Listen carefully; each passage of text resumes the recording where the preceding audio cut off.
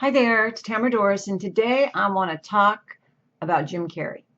And I just actually did a live in my Facebook group, and I thought, this is a really good topic, and so I want to just do a video on it for my YouTube channel. And so I reserve the right to do that because I want to. So I am. So I posted this I posted a meme. I posted this meme on my business page today. And my business page is not about real estate. It's on Facebook if you want to follow it. It's called Intentions with Tamara.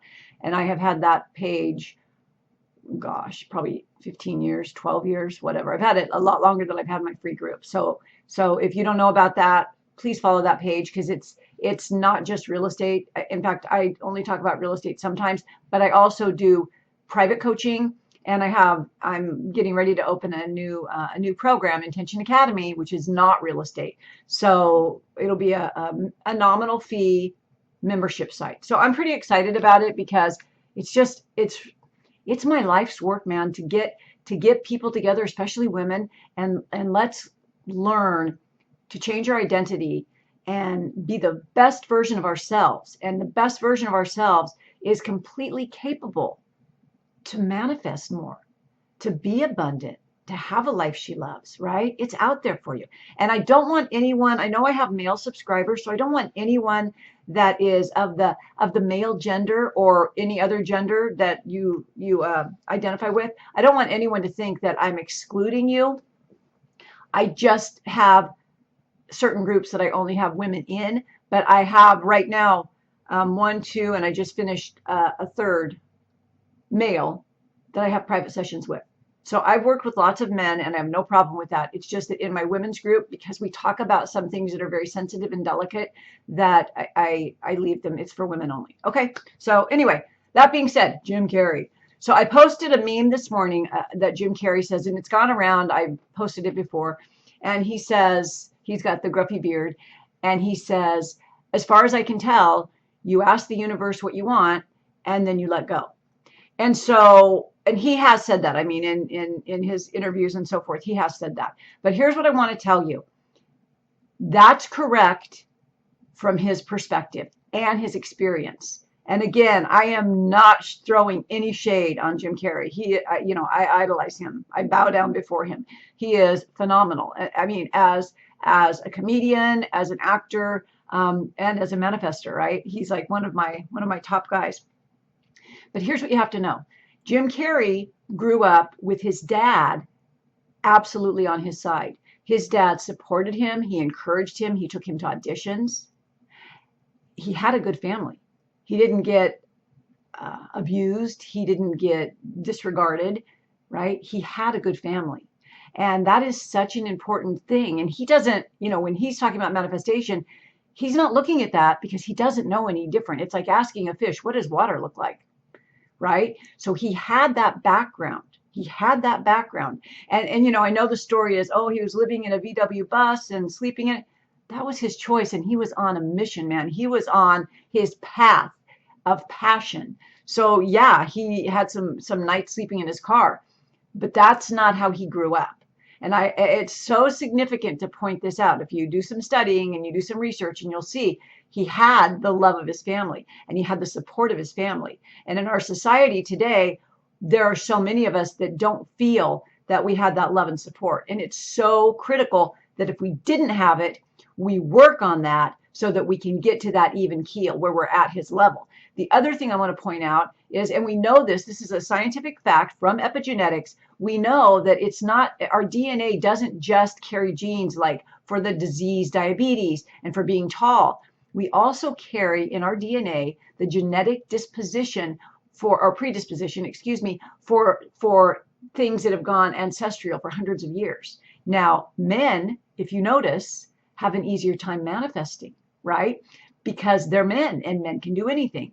Societally and culturally speaking, men are superior to women. So when you look at a woman who's trying to accomplish the same thing, but in her DNA, ancestral DNA, it's like, women even 100 years ago couldn't even vote, right? They were property. They couldn't even own property 100 years ago. My God. I lecture on this all the time in my real estate class, that slavery was finally abolished, but women still couldn't vote.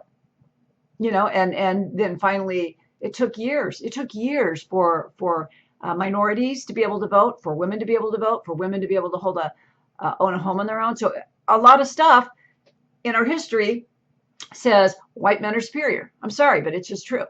And so here a woman is, and in her lineage, maybe her mother was abused, maybe her grandmother was abused. But no matter what, we know that they probably didn't own a home and they probably weren't entrepreneurs. I mean, very, very slim chance of that, right? Very slim chance. So that carries through in the DNA. And then it gets expressed as soon as we're in our life now and we're experiencing, oh, I can't have that, I can't have that. Well, then here comes that DNA message. So don't misunderstand that the epigenetics is really, really super important. Okay, so Jim Carey didn't have that either. He had the male DNA to be like, yeah, you can do it. You're a guy. You can do anything you want. Then he had his dad saying, you can do anything you want. Then he had his passion, his love of comedy, his love of acting, his excitement about it.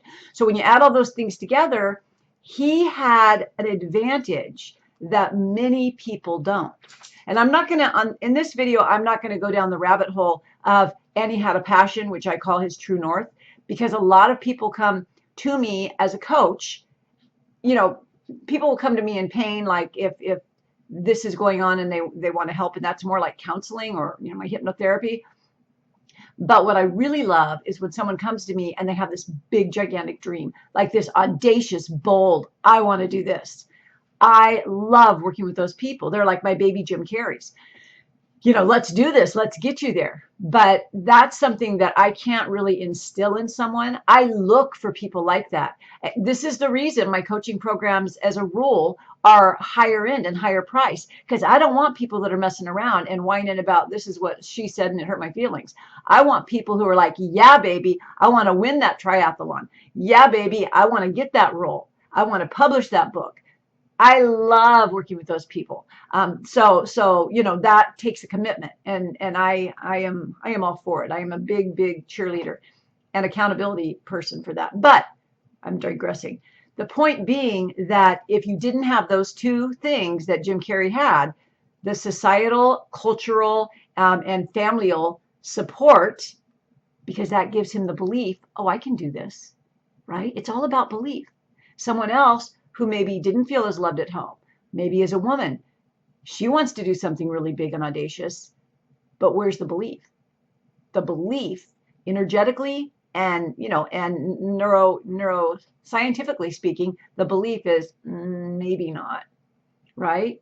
So you can't start out a race with competing with, let's do it, versus I don't know if I can do it or not. It's a big difference. It is the biggest difference.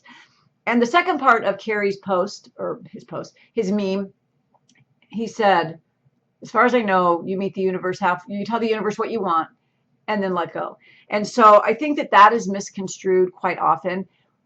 I don't know. I'm not going to put words in his mouth, but there is some very, very powerful magic that happens when we let go. But I want to be clear. It doesn't mean let go, like just don't even think about it.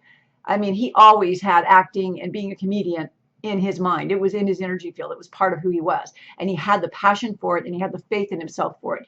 The letting go simply means that you don't give a bloody F how it's going to happen. You got your sights set on the goalpost, and you're walking towards it, and you're working towards it, and you're thinking about it.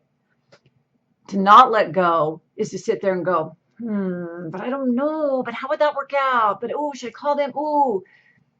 It's the self-doubt, which again, it goes back to the beginning. Do you have the belief? So a lot of people don't let go because they sit there and they worry about the how, and they worry about the details, and they wait till everything's perfect. And it never works that way. You've got to have the belief, and then the letting go is having the faith that your belief and that your actions and that your manifestation, you're putting the energy out in the universe, that it will come back at you. So really, really important. And I'm just going to recap it because it's so critical. It's so critical that if you are not manifesting the things that you want in your world, that you take note of these things. Doesn't matter who you are, what gender you are, how old you are, I don't care.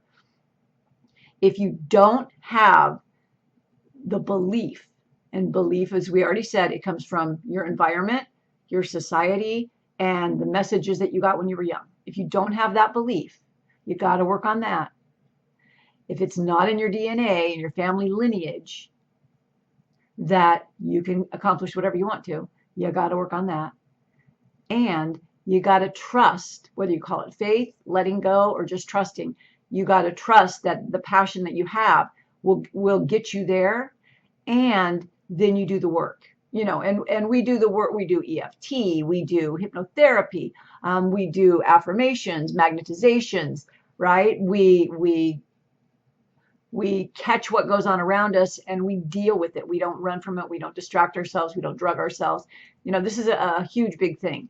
So hopefully this has been helpful. I would love your comments. Give me a comment besides the comments that say, hey, I like your channel, but I could do your SEO for you and help you get more viewers. These are the comments I get. And there's my dog right behind me. Anyway, Sierra and I say goodbye. I hope you have a beautiful day, and thank you for watching.